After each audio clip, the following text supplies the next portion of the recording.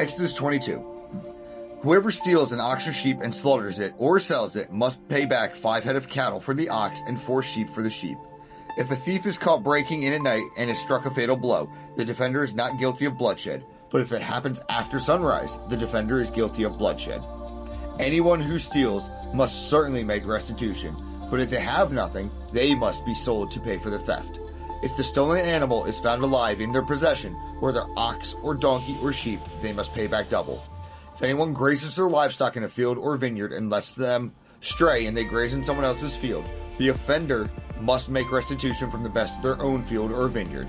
If a fire breaks out and spreads into thorn bushes so that it burns shocks of grain or standing grain or the whole field, the one who started the fire must make restitution.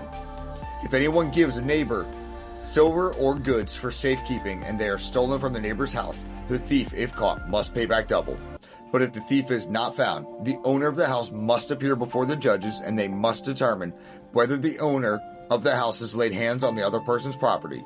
In all cases of illegal possession of an ox, donkey, a sheep, a garment, or any other lost property about which someone says, "This is mine," both parties are to bring their cases before the judges.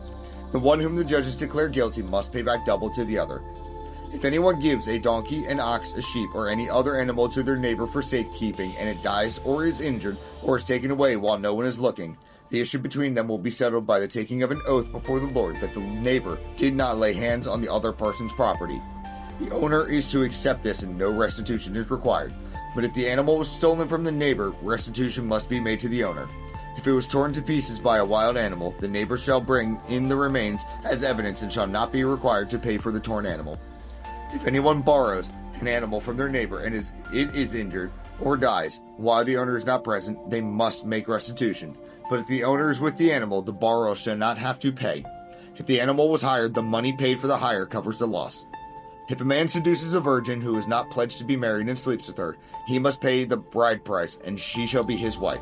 If her father absolutely refuses to give her to him, he must pay the bride price for virgins. Do not allow a sorceress to live. Anyone who has sexual relations with an animal is to be put to death. Whoever sacrifices to any god other than the Lord must be destroyed. Do not mistreat or oppress a foreigner, for you were foreigners in Egypt. Do not take advantage of the widow or the fatherless. If you do, and they cry out to me, I will certainly hear their cry.